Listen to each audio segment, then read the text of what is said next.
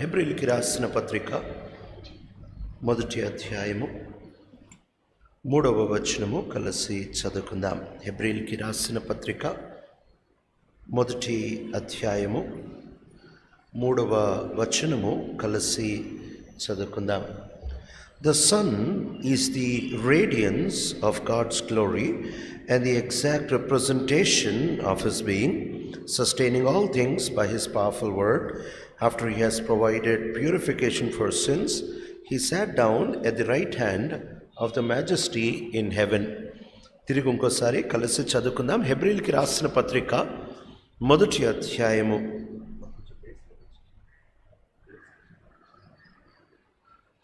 హెబ్రీయులకి రాసిన పత్రిక మొదటి అధ్యాయము 3వ వచనము కలిసి చదువుకుందాం. The Son is the radiance of God's glory and the exact representation of His being, sustaining all things by His powerful word. After He had provided purification for sins, He sat down at the right hand of the Majesty in heaven. ప్రభు సహాయం నిమిత్తమై మాట ప్రార్థన చేసుకుందాం. దైవ తండ్రి, మంచి దేవా, అయ్యా నీ మాట శాశ్వతమైనది. నీ మాటని అర్థం చేసుకోవడానికి పరిమితి కలిగిన వారం, మాకంత శక్తి లేదని ఒప్పుకుంటున్నాం. నీ మాటని నీవే మాకు అర్థం చేయొచ్చు. నీ కుమారుని ద్వారా మాట్లాడి నీ కుమారుని మహింపరచుకోండి, నీ కుమారుడిని చూపించండి, నీ కుమారుడిని హెచ్చించండి. నీ ప్రియ కుమారుడిని మేము అర్థం చేసుకోవడానికి సాయం చేయండి. ఎంత గొప్ప ఈవిని మాకు అనుగ్రహిస్తవచ్చు. మేము అర్థం చేసుకున్నట్లు మా కనుదలను ఒక్కసారి యేసుని మాత్రమే చూడ్డానికి తిప్పుతురమ్మని వేడుకుంటా ఉంచు. నిలబడుతున్న దాసుడు ఓటికుండా జ్ఞాపకం చేసుకొని పాల్గొట్టి పక్కన పారేసి నీవు నీ కుమారుని గురించి మాట్లాడుతున్నామని దేవా, చేరొచ్చిన ప్రతి ఒక్కరిని ఒకసారి జ్ఞాపకం చేసుకుని ఆత్మసత్యములతో అలవాటు చొప్పున ఆచారం చొప్పున కాక ఆత్మతో సత్యముతో నేను ఆరాయించేందుకు కృపను అనుగ్రహిస్తున్నామని యేసు ప్రభు మా రక్షకుని ఘనమైన శ్రేయస్కరమైన అద్భుతమైన నామంలో బ్రతిమలాడి వేడుకుంటున్నాం తండ్రి, ఆమేన్.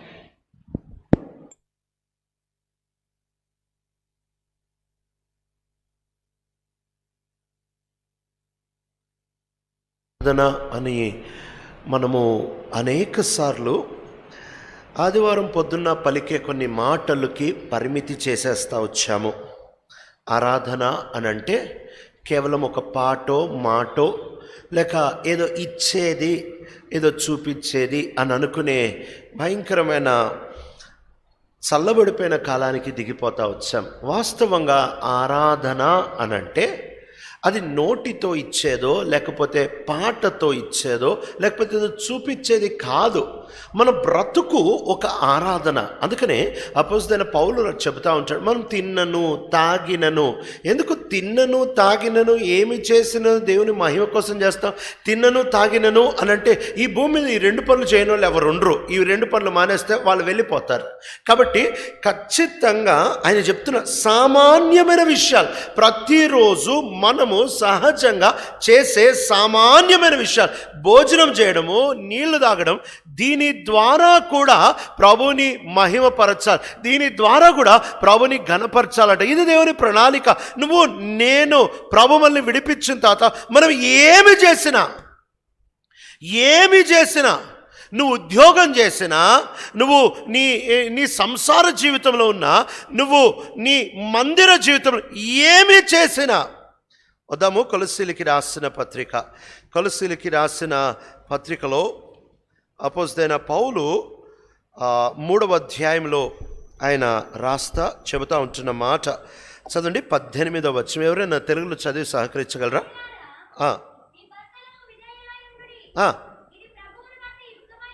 చాలండి. మీ భర్తలకి విధేయులై ఉండండి, మీ సంసారం బాగుంటుంది, మీరు బాగుంటారు, మాదిరికరంగా ఉంటారు. కాదు.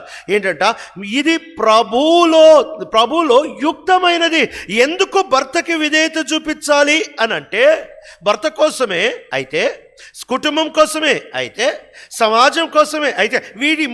ఈ మూడింటి కంటే బలమైన కారణం ఏంటంటే ప్రభువుకి తగడానికి నేను ఆ భర్తకి లోబడి ఉంటాను, ప్రభువు కొరకు. ఆ తర్వాత రాస్తాడు 20వ వచనం చదువుతారా? పిల్లలారా, అన్ని విషయములలో మీ తల్లిదండ్రుల మాట వినుడి,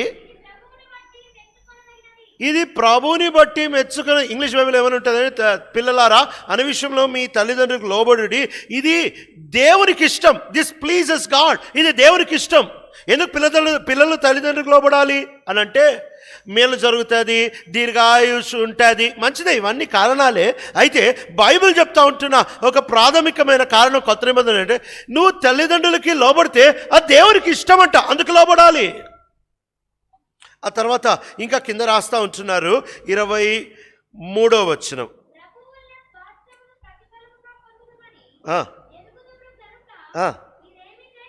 మీరు ఏమి చేసినను మనుషుల నిమిత్తము కాక.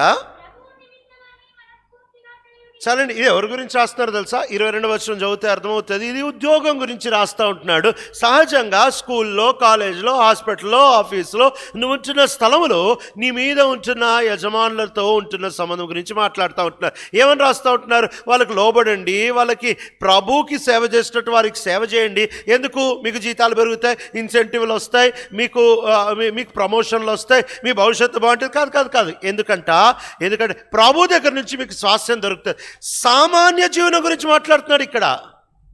భర్త, భార్య, పిల్లలు, తల్లిదండ్రులు, వ్యక్తి, తన ఉద్యోగం, ఈ మూడు ప్రభువుని సంతోషపెట్టడానికి, ప్రభువుని ఆనందింపజేయడానికి, ప్రభువుకి యుక్తమైనట్టు. అంటే ప్రభు ప్రభు ప్రభు ప్రభు. ఈరోజు మన దృష్టి ఎంత మళ్ళీపోయింది, ఏదో దూరం వచ్చేసాం ప్రభు నుంచి. అంటే ఆరాధన అంటే ఆదివారం పొద్దున్న 2 నిమిషాల మాటల సంపుటి తీసుకొని ఆయన ముఖాన పారేయడం అనుకుంటున్నాం. కాదు. ఆరాధన అని అంటే నీ ప్రతి అడుగులో, నీ ప్రతి ఊపిరిలో. అందుకనే అతి పొడగాటి పుస్తకం కీర్తనలు రాసిన తర్వాత ఆ చివరి మాట చదువుతారు ఎవరైనా? కీర్తన 150 చివరి వచనం. సకల ప్రాణులు యెహోవాను స్తుతించుదురుగాక. యెహోవాను స్తుతించే, ఇంగ్లీష్లో కొంచెం వేరుగా ఉంటుంది, ఇంగ్లీష్లో నుంచి చదువుతూ ఉంటున్నాను. Let everything that has breath praise the lord, praise the lord. ఊపిరి కలిగిన ప్రతిదీ అంటే బతికున్న ప్రతిదీ అని రాయొచ్చుగా, ఊపిరి కలిగి ఉన్న ప్రతిదీ అని ఎందుకు రాస్తాడు? ప్రతి ఊపిరి నీకు ఎందుకు ఇచ్చాడంటే ఆయన మహిమ కోసం ఇచ్చాడు. నీ ఊపిరి, ప్రతి పని, ప్రతి చర్య, ప్రతి ఆలోచన, ప్రతి ఒక్కటి ఆయన నేను కొన్నాడు. ఎందుకంటే ఆయన మహిమ కోసం కొంటా వచ్చాడు. ఈ విషయాన్ని మరచి ఆరాధన ఎంత తగ్గించాము.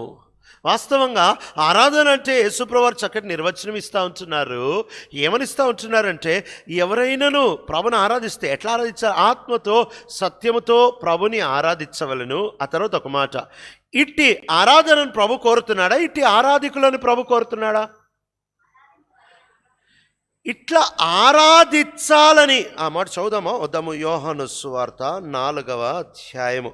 యోహాను సువార్త 4వ అధ్యాయము 23వ వచనం.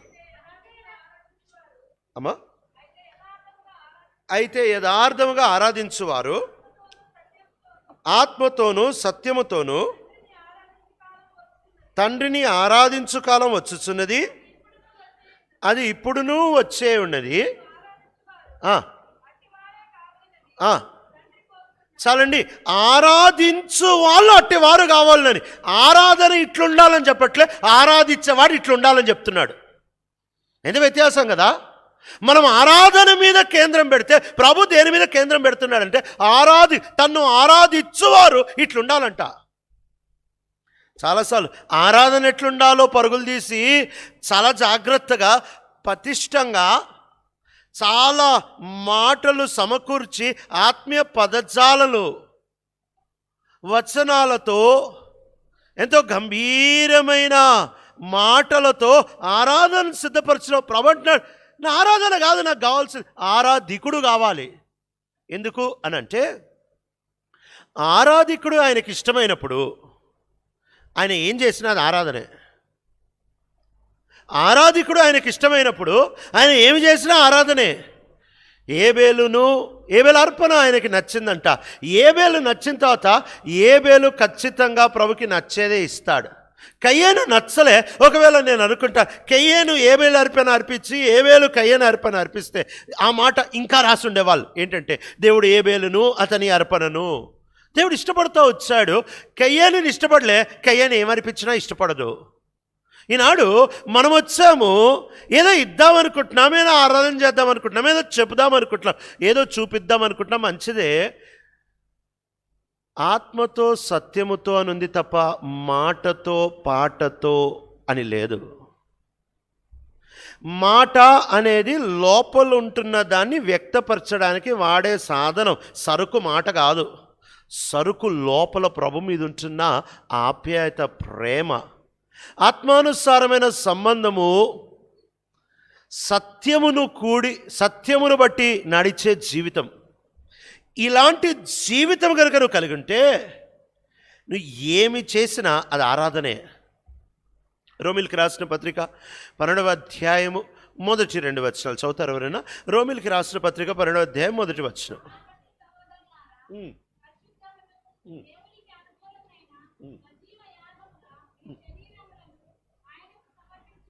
మీ శరీరములను ఆయనకి సమర్పించుకొనుడని దేవుని వాత్సల్యమును బట్టి మిమ్మను బ్రతిమాలు కొనుచున్నాను. ఇట్టి సేవ మీకు యుక్తమైనది. చాలండి, ఇట్టి సేవ మీకు యుక్తమైనది. తెలుగు బైబిల్లో సేవ అని ఉంటుంది, ఇంగ్లీష్ బైబిల్లో ఇట్టి ఆరాధన మీకు యుక్తమైంది. సేవ, ఆరాధన 2 పర్యాయ పదాలు బైబిల్లో. ప్రభు ఏమంటున్నాడంటే ఆరాధించేటప్పుడు ఇట్టి ఆరాధన మీకు యుక్తమైన, this is your spiritual act of worship. ఈనాడు ఆరాధన చేయకముందు ఒక నిమిషం ఆగి, అసలు నువ్వు చేసేది మందిపరమైన, మతపరమైన, మందిరపరమైన ఆరాధన అయి ఉండొచ్చేమో కానీ దేవుడు దానికి ఆరాధన అని పేరు పెడుతున్నాడా?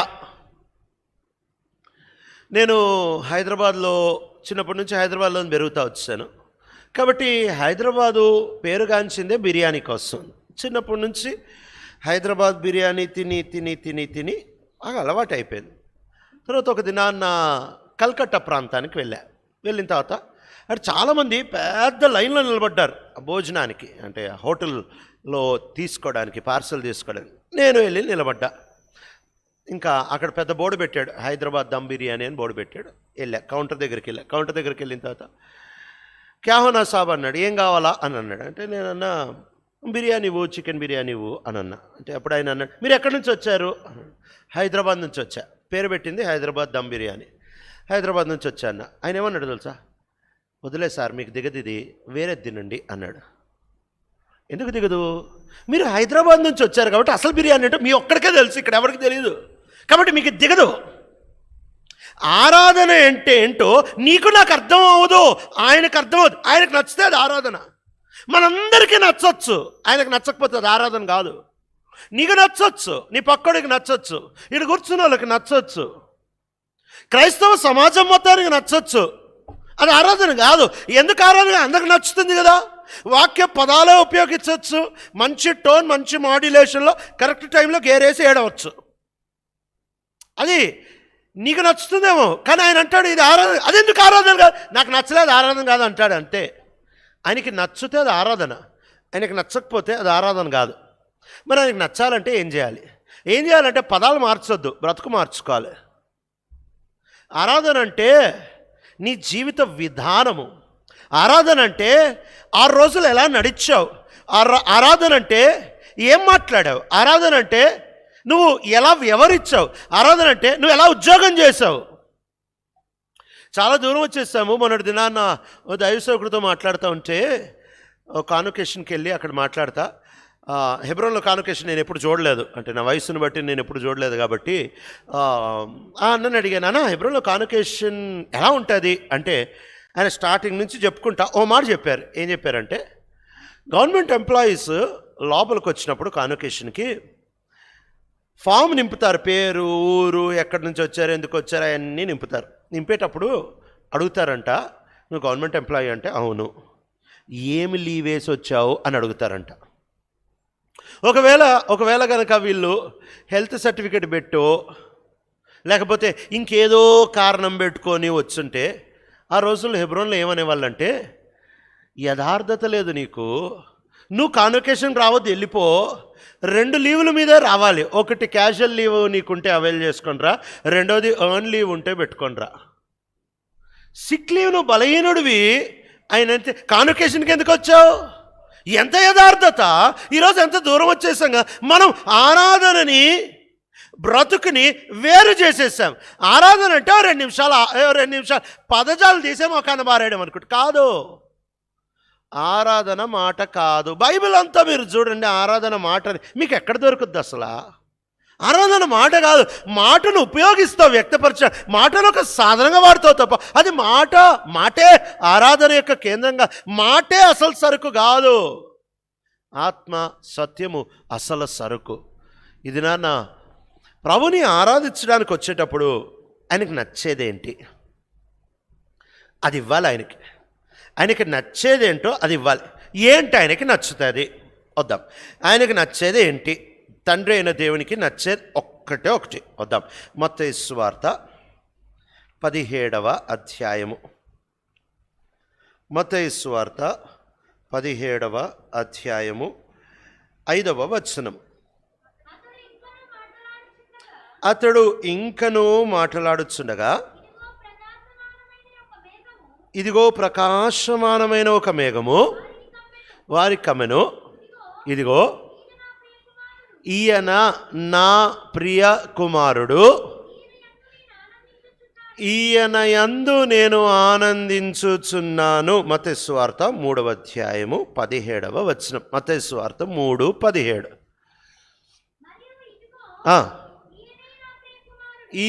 మరియు ఇదిగో ఈయనే నా ప్రియ కుమారుడు, ఈయన యందు నేను ఆనందించుచున్నాను. తండ్రి అయిన దేవునికి ఆనందం పుట్టేది ఒక్కల్ని చూస్తే, తన ప్రియ కుమారుని చూస్తే అంతే. పరలోకంని చూస్తే ఆయన ఆనందించడు, ఎందుకంటే ఆయన తయారు చేసుకుందే. సింహాసనాల్ని చూస్తే ఆయన ఆనందించడు. ఈ లోకంలో వచ్చిన కులం, బలం, శక్తి, అధికారం, సింహాసనాలు, పీఠాలు, రాజ్యాధికారులు, సంవిధానాలు, ఇవి ఏవి చూసినా ఆయనకు ఆనందం పుట్టదు. ఎందుకంటే ఆయన కిందుండేవి ఇవన్నీ.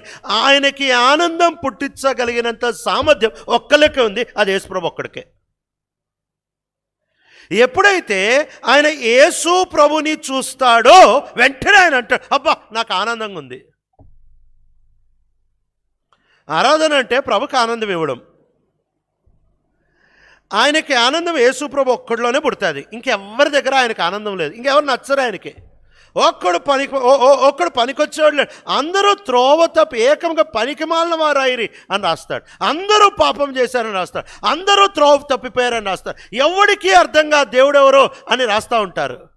ఒక్కడిలో కూడా మంచితనం లేదు. ప్రతి ఒక్కని బాల్యం నుండి ఊహ యొక్క తలంపుల కలలు అన్నీ కేవలం చెడుతనమని రాస్తాడు. ఆయనకి భూమి మీద, విశ్వములో, పరలోకంలో నచ్చేది యేసుప్రభు తప్ప ఎవరు లేరు. ఆయనకు ఒక యేసుప్రభు ఒక్కడే నచ్చుతాడు. కాబట్టి ఇప్పుడు నువ్వు ఆరాధించాలంటే, ఆయనకి నచ్చాలంటే నీ ఆరాధన యేసు ప్రభుని ఆధారం చేసుకొని, యేసు ప్రభులో నిలిచి, యేసు ప్రభుని గణపరిచి, యేసు ప్రభుని చూపించి, యేసు ప్రభుని వర్ణించి, యేసు ప్రభుని కొనియాడి, యేసు యేసు యేసు యేసు యేసు, ఇది ఆయనకి నచ్చే ఆరాధన. ఈరోజు మనం యేసులో ఉన్నామా? పాత నిబంధన కొత్త నిబంధనకు వ్యత్యాసం ఏంటి తెలుసా? పాత నిబంధనలలో దేవుడు వాళ్ళకి ఇచ్చేవాడు. అంటే బలం కావాలంటే దేవుడు వాళ్ళకి బలం ఇచ్చేవాడు. సమాధానం కావాలంటే దేవుడు వాళ్ళకి సమాధానం ఇచ్చేవాడు. శాంతి కావాలంటే దేవుడు వాళ్ళకి శాంతి ఇచ్చేవాడు. పరిశుద్ధత కావాలంటే దేవుడు వాళ్ళకి పరిశుద్ధత ఇచ్చేవాడు. కొత్త నిబంధనల వ్యత్యాసం ఏంటి తెలుసా? వద్దాం. ఎఫెసీయులకి రాసిన పత్రిక 1వ అధ్యాయము 3వ వచనం. ఎఫెసీయులకి రాసిన పత్రిక 1వ అధ్యాయం 3వ వచనం. అమ్మ, మన ప్రభువైన యేసు క్రీస్తు యొక్క తండ్రియగు దేవుడు స్తుతింపబడునుగాక. ఆయన క్రీస్తు నందు పరలోక విషయములలో ఆత్మ సంబంధమైన ప్రతి ఆశీర్వాదమును మనకి అనుగ్రహించెను. చాలండి. ఇక్కడ నేను స్పష్టంగా చెప్తా ఉంటున్నాడంటే పాత నిబంధనలో ఆయన ఆశీర్వాదాలు ఇచ్చేవాడు, కొత్త నిబంధనలో యేసే మన ఆశీర్వాదంగా మారాడు. పాత నిబంధన ఏంటంటే ప్రభు నాకు సమాధానం ఇవ్వు అంటే ఆయన సమాధానం ఇచ్చేవాడు. అయితే కొత్త నిబంధనలో ప్రభు అంటున్నాడు నేనే మీ సమాధానము. కొత్త నిబంధనలో యేసు ప్రభువే మన ఆనందం, యేసు ప్రభువే మన స్వాస్థ్యం. కొలసి 3:3 చెప్తా ఉంటుంది, కొలసి 3:4 చెప్తా ఉంటుంది ఆయనే మన జీవమై ఉంటున్నాడు. కొలసీలకు రాసిన పత్రిక 1:27 ఆయనే క్రీస్తే మన మహిమ నిరీక్షణ అయి ఉంటున్నాడు. యోహాను సువార్త 14:27 ఆయనే మన శాంతి అయి ఉంటున్నాడు. కొరింథీయులకు రాసిన మొదటి పత్రిక 1:30-31 ఆయనే మనకి జ్ఞానం, ఆయనే మనకి నీతి, ఆయనే మనకి పరిశుద్ధత, ఆయనే మనకి విమోచన. ఒక మాట చదువుతారా? కొరింథీయులకు రాసిన మొదటి పత్రిక 1వ అధ్యాయము దేవుని మూలముగా 30వ వచనం ఆయన మనకు జ్ఞానమును నీతియు పరిశుద్ధతయు విమోచనమును ఇచ్చాడు, కాదు అయిపోయాడంట. ఏదో వ్యత్యాసం కదా.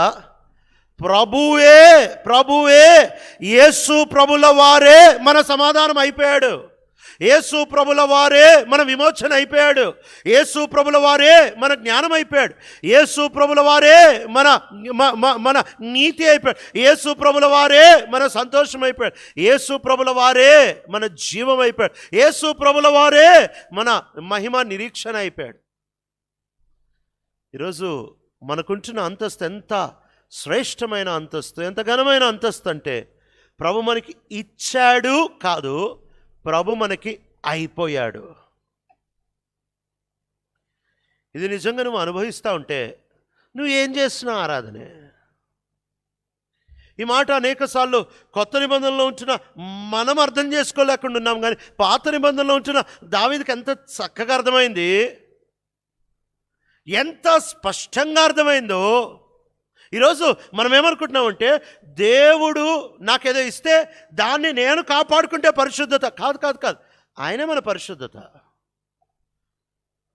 నేనేదో చేస్తే నీతిమంతుడిని కాదు, ఆయనే నా నీతి. చాలామందిని అన్న మీ నీతికి గ్యారంటీ ఏంటి అని అడిగితే నేను 3 గంటలకు లేచి ప్రారంభం చేస్తా. చాలామంది వేరే విశ్వాసాల్లో ఉండేవాళ్ళు 2 గంటలకే లేస్తారు, మరి వాళ్ళ సంగతి ఏంటి?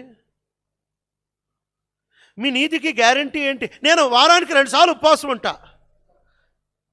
వేరే విశ్వాసాల్లో ఉండేవాళ్ళు 4 సార్లు ఉపవాసం, మరి వాళ్ళ సంగతి ఏంటి?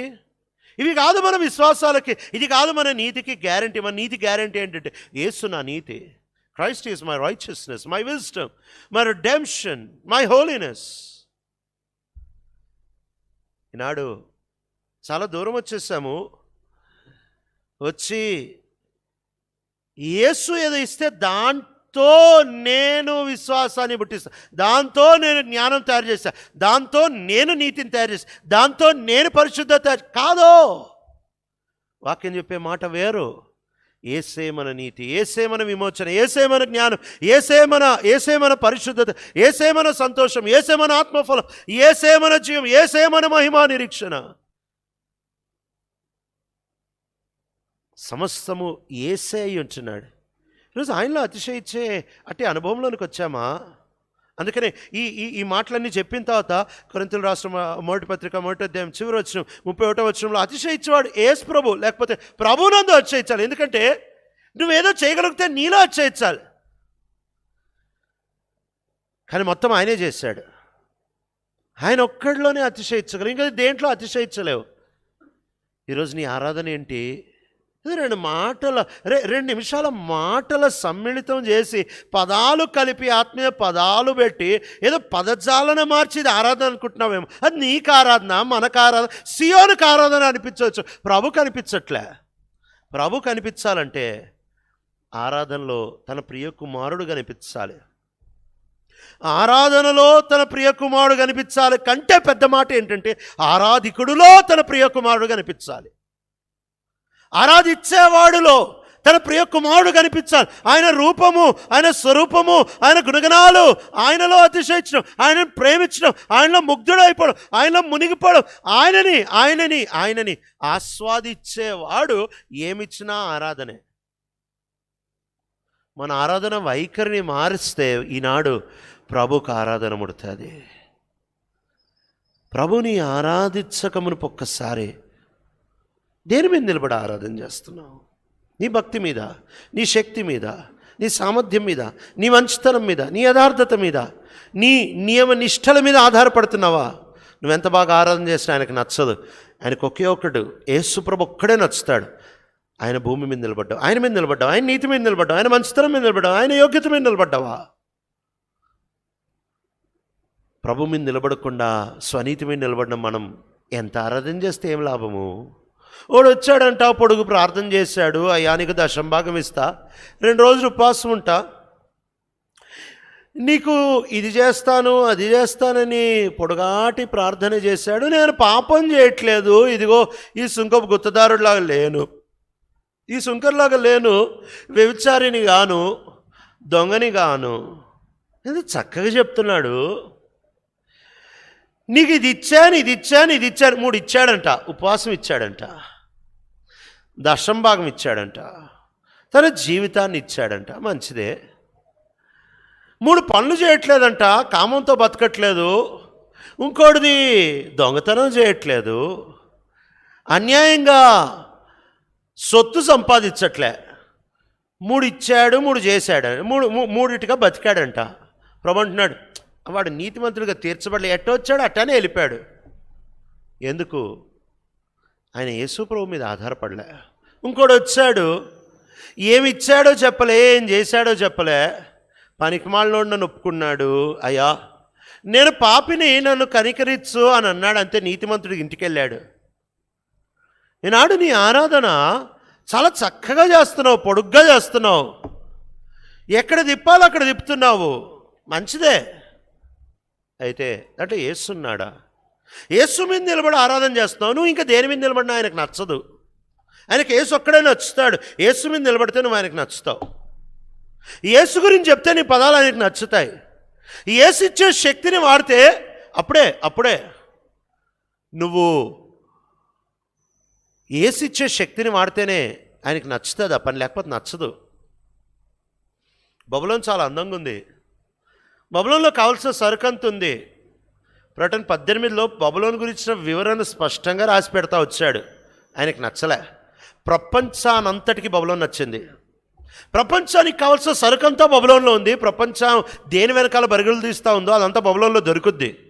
అది బబులోన్ అంటే జనానికి పిచ్చి పట్టి బబులోన్ వెనకాల మత్తులై పరుగులు తీస్తున్నారంట. దేవుడు అంటే నాకు నచ్చలే. 19వ అధ్యాయంలో సంఘం ఉంది. ప్రపంచానికి సంఘం చేస్తే పిచ్చి సంఘం ఏముంది? ఆ సంఘంలో బతుకులు బాగలేవు, పేద సంఘం, పెద్ద పేరు లేదు, పెద్ద సాక్ష్యం లేదు, పేదోళ్ళు, మొద్దోళ్ళు, పనికిమాలినోళ్ళు అని ప్రపంచం సంఘానికి పేరు పెడుతుంది. ప్రపంచం అసహించుకుంటున్న ఈ సంఘం, ప్రపంచం తృణీకరించిన ఈ సంఘం, ప్రపంచం తోసేసిన ఈ సంఘం, ప్రపంచం చేయనే ఈ సంఘం, దాంట్లో ప్రభు ఉంటాడు. కాబట్టి దేవుడు అంటాడు నాకు సంఘం నచ్చుతుంది. అదేంటి ప్రభు? ప్రపంచం అంతటికి బబులోన్ నచ్చుతుంది, బబులోన్ సౌందర్యం, బబులోన్ బాగుంది, బబులోన్ వెనకాల ప్రపంచానికి కావాల్సిన సరుకంతా బబులోన్లో దొరుకుతుంది. బబులోన్ నీకు ఎందుకు నచ్చట్లేదంటే నా కొడుకులేడు బబులోన్లో, యేసులేడు బబులోన్లో, అందుకని నాకు నచ్చట్లే. ప్రపంచానికి సంఘం నచ్చట్లే, సంఘంలో ఏముందంటుంది ప్రపంచం. మరి నీకు సంఘం ఎందుకు నచ్చుతుందంటే నా కుమారుడు ఉన్నాడు సంఘంలో, అందుకని నచ్చుతుంది. తండ్రికి నచ్చేది తన కుమారుడు, అంతే, ఇంకెవరు నచ్చరు. ఈరోజు ఆరాధించక మునుపు నువ్వు ఆయన మీద నిలబడ్డావా? యేసు మీద నిలబడ్డావా? యేసు నీతి మీద నిలబడ్డావా? ఏసై నీ సమాధానంగా మారాడా? ఏసై నీ శక్తిగా మారాడా? ఏసై నీ సామర్థ్యంగా మారాడు? ఏసై నీ శాంతిగా మారాడు? ఏసై నీ జ్ఞానంగా మారాడా? ఏసే ఏసే ఏసే ఏసే అన్నిట్లో యేసు. ఒకవేళ సమస్తము యేసు నీకు అయిపోతే, ఒకవేళ యేసు నీకు సమస్తముగా మారిపోతే, నువ్వు మాటతో ఆరాధన చేసినప్పుడే కాదు, నువ్వు ఏమి చేసినా దాన్ని ఆరాధన అని ఆయన పిలుస్తాడు. ఈనాడు ఇలా యేసులోనికి మనం వచ్చామా? దావీదు విషయం పాత నిబంధనలో అర్థం చేసుకున్నాడు, మనకు అర్థం కావట్లే కానీ ఎంత చక్కగా అర్థం చేసుకున్నాడు. ఆ మాట చదువుకొని ముందుకెళ్దాం. వద్దాం. కీర్తన 18, దావీదు రాస్తా వచ్చిన కీర్తన 18 మొదటి 2 వచనాలు. యెహోవా నా బలమా,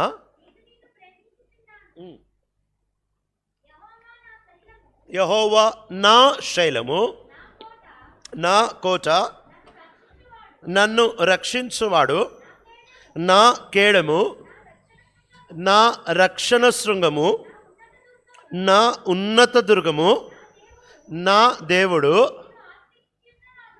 నా దుర్గము. చాలండి. ఎంత కొత్త నిబంధన సత్యం పాత నిబంధన భక్తుడికి అర్థమైంది. నీవు నాకు కేడమిచ్చావు, నీవు నాకు దుర్గమిచ్చావు, నువ్వు నన్ను ఆశ్రయపురంలోనికి నడిపించావు, నువ్వు నాకు సమూయేలు ద్వారా కొమ్ము పంపించావు. కాదు. ఏమంటున్నాడంటే, నువ్వే నా కొమ్ము, నువ్వే నా ఆశ్రయదుర్గం, నువ్వే నా డాలు, నువ్వే నా దాగు స్థలం, నీవే నా బలం, నీవే నీవే నీవే నీవే నీవే. దేవుడు ఇచ్చేది వేరు, దేవుడే అవ్వడం వేరు. మాట తెలుగులో వేరుగుంటుంది కానీ అబ్రామ్తో మాట్లాడతా 15:1-2 ఇంగ్లీష్లో చాలా బాగుంటుంది. For I am your high and exceedingly great reward. నేనే నీ బహుమానము. కాబట్టి నేనే నీ బహుమానము. ఇది మరచి నువ్వు ఏమి చేసినా అది ఆరాధన కాదు. ఇది గుర్తుపెట్టుకొని దీంట్లో బ్రతికి నువ్వు ఏమి చేసినా అది ఆరాధనే. మళ్ళీ చెప్తున్నా ఈ మాట. యేసుని సమస్తముగా నా శక్తి ఆయనే, నా భక్తి ఆయనే, నా సమాధానం ఆయనే, నా నీతి ఆయనే, నా పరిశుద్ధత ఆయనే, నా కొమ్మ ఆయనే, నా ఆశ నిరీక్షణ ఆయనే, నా జీవం ఆయనే, నా ఊపిరి ఆయనే, నా ఆహారం ఆయనే, నా పానీయం ఆయనే. ఏసే నాకు సమస్తం. ఏసే నాకు. పరలోకానికి వెళ్తే ఏముంటుంది అనుకుంటున్నారు? ఏముండదు, అక్కడ ఏసే ఉంటాడు. నది ప్రవహిస్తూ ఉందంటే అది ద్రవ రూపంలో ఉంటున్న యేసు. ధూపం లేస్తూ ఉంటుందంటే అది ధూపం రూపంలో ఉంటున్న యేసు. జీవవృక్ష ఫలం ఉందంటే అది ఆహార రూపంలో ఉంటున్న యేసు. సింహాసనం ఉందంటే హెచ్చించబడిన రూపంలో ఉంటున్న యేసు. కిరీటం ఉంచబడింది అని అంటే మహిమ కలిగిన యేసు. దారులు వీధులు బంగారపు వీధులు అని అంటే యేసు ప్రభువారు సుగుణాలు చెల్లేసిన యేసు. చెల్లేసిన వీధులు, ద్వారాల మీద 12 గోత్రాలంటే ఆయన లోనికి రాగలిగిన 12 సుగుణాలని చూపిస్తూ ఉంది. 12 పునాదుల మీద అపోస్తుల పేర్లంటే 12 అపోస్తులకి ఆయన ఏమేమి అయిపోయాడు. ఇంకో మాటలో పరలోకమంతా కలిపి పిండితే ఏమొస్తాయి? యేసు వస్తాడు అంతే.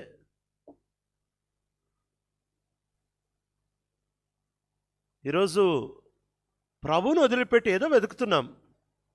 ప్రభులో బ్రతకట్లే. ప్రభువే సమస్తం, ఆయనలో కొరత లేదు, ఆయన సమాప్తమైంది అని ఎప్పుడైతే అన్నాడో ఆ రోజు ఇక నీకు బయట సంపాదించాల్సింది ఏం లేదు, మొత్తం లోపలే ఉంది. ఆత్మీయ జీవితానికి కావాల్సిన ప్రతి ఆశీర్వాదం ఆయన దగ్గర ఉంది కాదు, ఆయన లోపల ఉంది. రక్షణ అని అంటే చాలాసార్లు మనకు ఉంచిన తప్పు అవగాహన ఏంటంటే, రక్షణ అంటే ప్రభు దగ్గర రావడం, ప్రభు మనకి పాప క్షమాపణ రక్షణ ఇస్తే దాన్ని తీసుకొని వెళ్ళిపోవడం అనుకుంటాం. కాదు. రక్షణ అని అంటే ప్రభు దగ్గరకు వచ్చి ఆయన లోపలికి వచ్చాడు. ఇక ఎన్నడూ బయటకు వెళ్లకుండా లోపలే మిగిలిపోవడం. రక్షణ అంటే ప్రభు ఇచ్చేది తీసుకొని వెళ్ళిపోవడం కాదు.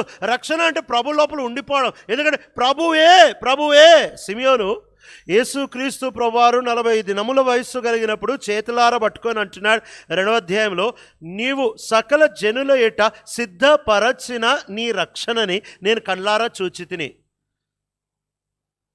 యేసు కేవలం రక్షకుడు కాదు, యేసు రక్షణ. యేసు కేవలం ఒక రక్షణకి మార్గం కాదు, ఆయనే రక్షణ అంటున్నాడు. నీకు రక్షణలో ఏం దొరుకుతుంది అని అంటే యేసే దొరుకుతాడు. పాపక్షమాపణ తీసుకొని వెళ్ళిపోవడం కాదు, యేసు లోపలికి వచ్చేస్తాం, ఆయన లోపల ఉండిపోతాం. ఇది రక్షణ అంటే. ఈనాడు ప్రభువే సమస్తం. అనే గ్రహింపు లేకపోతే, ఇటు అనుభవం నీకు లేకపోతే, నా పాట ప్రభువే, నా మాట ప్రభువే, నా నడక ప్రభువే, నా ఆహారం ప్రభువే, నా పానీయం ప్రభు, నా నిద్ర ప్రభువే, నా విశ్రాంతి ప్రభువే, మన విశ్రాంతి కూడా ప్రభువే, ప్రతిదీ నాకు ఏసే అయి ఉంటున్నాడు, ఏసే ఏసే ఏసే, నా సమస్తం ఏసే అయి ఉంటున్నాడు అనే గ్రహింపు కనుక నీకు లేకపోతే, నువ్వు ఏం చేయి మొత్తం సియోను గీతాలో ఉంటే 800 పాటలు లేవకుండా పాడేసి. ఆయన అంటాడు, సోది టైం వేస్ట్ ఎందుకు చేస్తున్నాడు? టైం వేస్టా? ఏంది ప్రభా? ఆరాధన చేస్తా. నాకు చెత్త చిరాక్కుంది, 800 పాటలు పాడాను ప్రభా, చెడ్డ చిరాక్కుందంటాడు. గంట ఆరాధన చేయి, చెడ్డ చిరాక్ అంటాడు ఆయన, అసహ్యం అంటాడు. ఆయనకు నచ్చేది తన కుమారుడు ఒక్కడే. అందుకే అంటాడు, తన కుమారుణ్ణి ముద్దు పెట్టుకో, లేకపోతే ఆయన కోపం రగిలి నాశనం చేసేస్తాడు. ఆయనకు నచ్చే తన కుమారుడైన యేసు ప్రభు, ఆయనలో నువ్వు ఉంటే నువ్వు నచ్చుతావు, ఆయన బయట నువ్వు నచ్చావు. రోమా 8:1 చెప్తా ఉంటే, అది క్రీస్తు యేసు ప్రభునందున్న వారికి ఏ శిక్షా విధి లేదు. పరలోకానికి వెళ్ళిన తర్వాత కూడా ఈ మాట వాస్తవం. నువ్వు పరలోకానికి వెళ్ళిన తర్వాత 1,000,000 సంవత్సరాలు పరలోకంలో ఉన్నావు అనుకో, అక్కడ ఎందుకు ఉంటావు అంటే యేసు ప్రభు బట్టి ఉంటావు. అక్కడ ఎక్కడ ఉంటావు అంటే యేసు ప్రభు లోపల ఉంటావు. అక్కడ ఎలా ఉంటావు అంటే యేసు ప్రభు బట్టి ఉంటావు. అంతే. ఎందుకు వెళ్ళావంటే యేసు ప్రభు ద్వారా వెళ్ళావు. ఎక్కడ ఉంటావు అంటే యేసు ప్రభు లోపల ఉంటావు. ఎలా ఉండగలుగుతున్నావు అంటే యేసు ప్రభు బట్టి ఉండగలుగుతున్నావు. 1,000,000 సంవత్సరాల పరలోకంలో యేసు ప్రభు మీద ఆధారపడి బతికేసావు, బాగుంది. 1,000,000 సంవత్సరాలు అయిపోయింది, ఇక నాకు ఏసు అవసరం లే, నాకు అలవాటు అయిపోయింది. పరలోకంలో అందరూ పరిచయం అయిపోయారు. ఇక్కడ ఎలా నడవాలి, ఏం తినాలి, ఏం తాగాలి, ఎక్కడ కూర్చోవాలి, ఎక్కడ లేవాలి, ఏ పద్యాలంతో ఆరాధన చేయాలి, అన్నీ నాకు అలవాటు అయిపోయింది. ఇక యేసు నాకు అవసరం లేదు, యేసులోంచి బయటకు వస్తా అని కనుక 1,000,000 సంవత్సరాల తర్వాత నువ్వు పరలోకంలో యేసు మీద ఆధారపడడం మానేసి, యేసులో ఆనందించడం మానేసి, యేసు మీద ఆశ్రయం ఉంచడం మానేసి ఒకవేళ నువ్వు బయటకు వచ్చావనుకో, జరిగేది తెలుసా? అదే క్షణాన్ని నేను తీసుకెళ్ళి నరకంలో వేస్తాడు. 1,000,000 సంవత్సరాల పరలోకంలో ఉన్న తర్వాత కూడా నాకు ఇక ఏ సంవత్సరంలో నాకు అలవాటైందని బయటకు వస్తే అదే క్షణాన శిక్షా విధి ఆరంభమైపోద్ది. ఎందుకంటే శిక్షా విధి ఒకే స్థలంలో లేదు. ఎక్కడ తెలుసా? యేసు లోపల లేదు. యేసు నందున్న వారికి శిక్షా విధి లేదు, యేసు లోపల ఉండే వారికి. మన నిత్య విలాసం ఏంటి అంటే యేసు లోపల. అందుకని సంఘాలకి రాసేటప్పుడు అపోస్తలుడైన పౌలు చాలా చక్కగా రాస్తూ ఉంటాడు. ఎఫెసు, ఫిలిప్పీ, కొలస్సీ 3 పత్రికలు మొదటి వచనాలు మీరు చదివితే ఎలాగుంటుందో తెలుసా? ఎఫెసు నందు క్రీస్తు నందు ఉన్న సంఘాలు, కొలస్సీ నందు క్రీస్తు నందు ఉన్న సంఘాలు, ఫిలిప్పీ నందు క్రీస్తు నందు ఉన్న సంఘాలు. అంటే సంఘం 2 స్థలాల్లో ఉంది. ఒకటి భూమి మీద ఉండి, రెండోది క్రీస్తులో ఉంది. ఓ విశ్వాసం 2 స్థలాల్లో ఉన్నాడు. ఒకడు తన ఉద్యోగంలో, తన కుటుంబంలో, తన నివాసస్థలంలో ఉన్నాడు. రెండోది క్రీస్తులో ఉన్నాడు.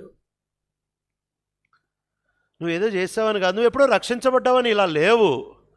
నువ్వు ఆయనలో ఉన్నావు కాబట్టి ఇలా ఉన్నావు. ఎప్పుడో తీర్మానం చేసుకున్నందుకు ఇలా లేవు, నువ్వు ఆయనలో ఉన్నందుకు ఇలా ఉన్నావు. మన ఉనికికి కారణము, మన ఆధారము, మన నీతి, మన పరిశుద్ధత. నువ్వు పేరు చెప్పు, అదంతా యేసులో ఉంది. యేసుని బట్టే అది నీకు దొరికింది. నీకు అది యేసే అయి ఉంటున్నాడు. అందుకనే అన్నట్టు నేనే జీవం, నేనే పరలోకపు ఆహారం, నేనే పానీయం, నేనే పునరుద్ధానం, నేనే జీవజల నదిని ఇచ్చేవాడు, నేనే రక్షణ, నేనే. మోషే నీ పేరేంటంటే నేను ఉన్నవాడని అనువాడను. ఇంగ్లీష్ బైబిల్లో చాలా బాగుంటుంది. I am who I am that I am. నేనే అంటే నేనే అంటే అన్నిటికీ నాకు నేనే. ఒక విశ్వాసి ఈ పేరు నేర్చుకోవాలి. నీ జీవం ఏంటి అంటే యేసే నా జీవం, నీ నడక యేసేనా నడక, నీ సామర్థ్యం యేసేనా సామర్థ్యం, నీ అర్హత యేసేనా అర్హత, నీ రక్షణ యేసేనా రక్షణ, నీ భవిష్యత్తు యేసేనా భవిష్యత్తు, నీ సింహాసనం యేసేనా సింహాసనం, నీ బహుమానం యేసేనా బహుమానం. ఇలా గనక నువ్వు బ్రతికావనుకో, ఇక్కడ ఆరాధన కాదు, నువ్వు ఏం చేసిన ఆరాధనే, నువ్వు ఏమి చేసిన ఆరాధనే. నువ్వు ఉద్యోగం చేయదు ఆరాధనే, నీ సంసారం ఒక ఆరాధన, నీ పిల్లల పెంపకం ఒక ఆరాధన, నీ సంపాదన ఒక ఆరాధన, నీ నడక ఒక ఆరాధన. యేసుని సమస్తములో సమస్తంగా కలిగి ఉన్న తర్వాత నువ్వు చేసే ప్రతిదీ ఆరాధనే. యేసుని సమస్తంలో సమస్తంగా కలిగి లేకపోతే నువ్వు ఏం చేసినా ఆరాధన కాదు. ఈరోజు ఆరాధన వెళ్ళక మునుపు ఒకసారి ఆగు. ఏ భూమి మీద నిలబడ్డావు? యేసు ప్రభు నీతి అనే భూమి మీద నిలబడ్డావా?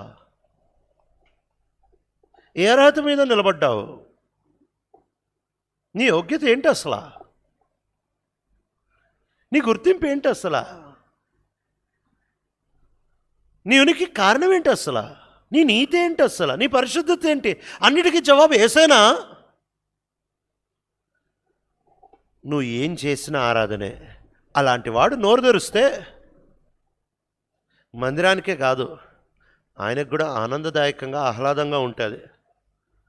అలా లేకుండా అలవాటు చొప్పున నోరు తెరిస్తే సియోనికి వినడానికి వినసొంపుగా ఉండొచ్చేమో, ఆకాశమందున్న దేవునికి చెడ్డ చిరాకు కనిపిస్తుంది. యేసులో నిలబడి యేసును అనుభవిస్తా, యేసుతో నడుస్తా, యేసులో ఆనందిస్తా, యేసులో అతిశయిస్తా, యేసుని చూపిస్తా, యేసునే భవిష్యత్తుగా కలిగుండి నువ్వు నోరు తెరిచినా తెరవకపోయినా ఆరాధనే. అట్టివాడు నోరు తెరిస్తే మందిరానికి క్షేమం, ఆకాశంలో ఆనందం. అది ఆత్మతో సత్యముతో ఆరాధించడం అంటే. యేసే మన ప్రతి దానికి, Christ is our all in all. యేసే మన సమస్తంలో సమస్తమైనట్టున్నాడు. ఆరాధనలకు వెళ్దాం.